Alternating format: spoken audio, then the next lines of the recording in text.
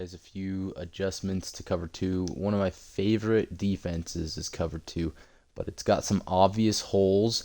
So if you're coming out running it stock, you're just gonna get dotted up for a couple reasons. So we'll run it stock first and just show you some of the holes. Obviously, if you can kind of see the two deep half defenders means we've only got two guys playing deep, which leaves holes on the outsides, deep outsides, as well as the deep middle. That's usually where you get dotted up the most. There are, depending on if you're rushing four or three, there are up to six defenders in the shorter passing game, so that's where you'll generally be more protected. Um, Good coverage if you get someone that keeps throwing to the flats and you feel like you can jump it.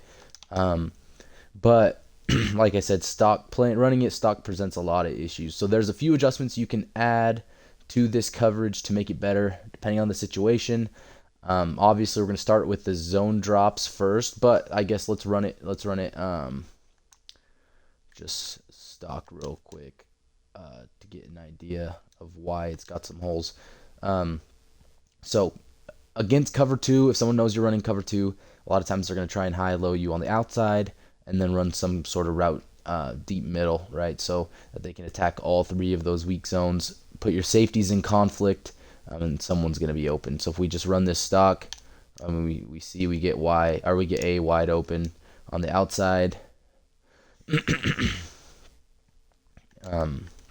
we do it again, I'm sure we can find Y or RB potentially open.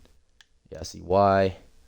That corner drops if we had set our zone depths, right? Then no one to play the flat. But if he's going to be more aggressive on that on that flat route, X is going to be wide open behind him. So just some obvious holes here. Again, running any coverage stock isn't really going to do you any good usually. That seam defender can kind of carry that route a little bit, but there's a couple ways to make this better. So let's get into that. So the first thing we're going to want to do is we're going to want to go and set our zone drops. And depending on the situation and how aggressive you want to be,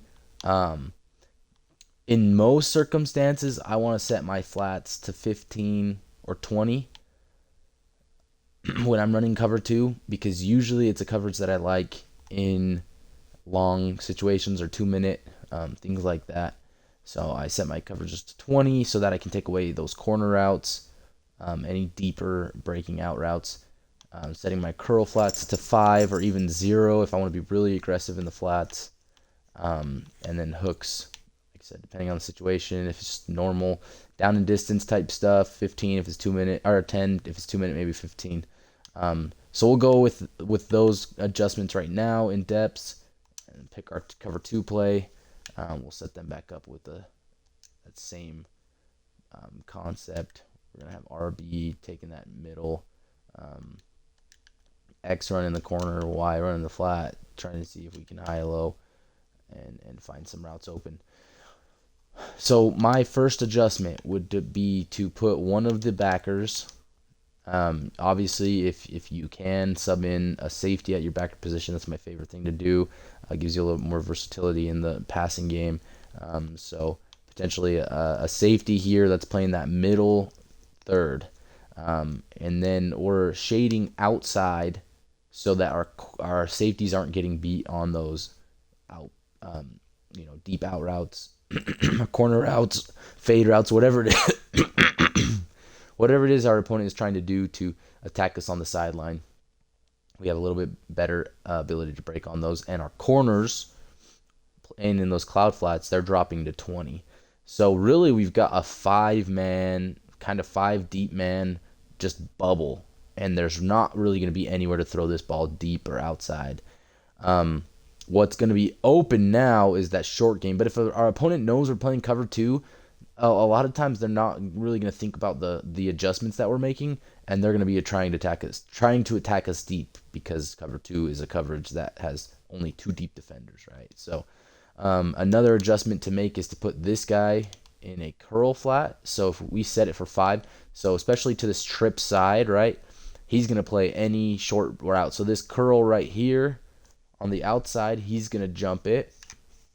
If if we had somebody running an out from the slot. See, I'll set this up right here. An out from A and a fade from B. He would play A. A wouldn't be open. The corner would carry B's route. The safety would be there to help. And then the last part of this, if I do this guy as the deep man, and I've got him in the hook curl, right? That's maybe a better look because he's able to play on number threes in breaking route a little bit better. And then the last thing is to user this guy. And the reason you want to user this guy is because if you put him in a curl flat, he's going to play this route great, but it leaves the middle wide open. If you put him on a hook curl, it helps you in the middle, but it's going to leave that flat wide open. So I like to user him because I can have a little bit more range and can play multiple routes. So if I see the running back stay in a block, I'm going to be looking to pick up anything coming short and over.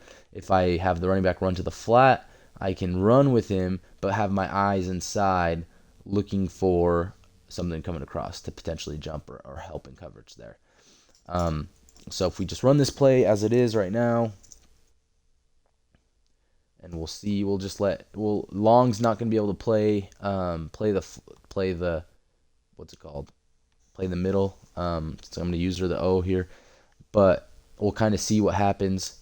RB's not open. B might be open, right? If we can get a good ball on him. But yeah, well, that's kind of the look there. So we'll set it up one more time. Again, to the field side, it might be your weakness. We got our corners dropping to 20. We want to shade outside to get some extra help. And then we've got someone playing this deep middle. We've got curl flats.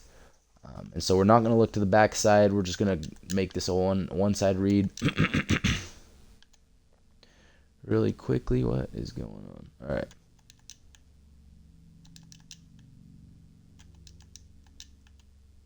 Okay, whatever. But we're going to try and hit B here and just see what it looks like. So our corner, you see him dropping. I mean, that's usually going to be enough to maybe get some users to not even look at that route. We've got a little bit of a drop there, but still a little bit of a weakness. So you're never really going to be able to get rid of all the weaknesses when it comes to setting up this coverage. But one thing I will say is that we can even kind of do this. If that's something we're getting beat on defense, another way to help us out here is we've still got that deep third, right? And then we actually put this guy on an outside third. The reason being that trips to the field side, right? They've got a lot more space. So this is going to allow us to play that vert route a lot better. And he's going to carry the middle. And since we don't have as much pressure and threats on the outside, we're just going to allow him to play the half. So again, we put Robertson in a curl flat. And then the rest of our guys we can set up that way.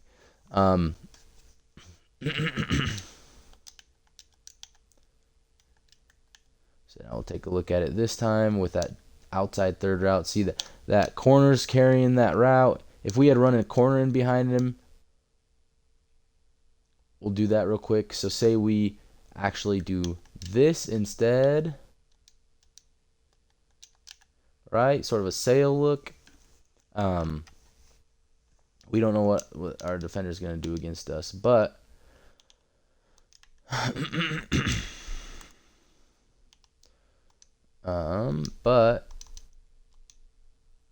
we can set up to protect against really anything. So now if they run that sail route, we've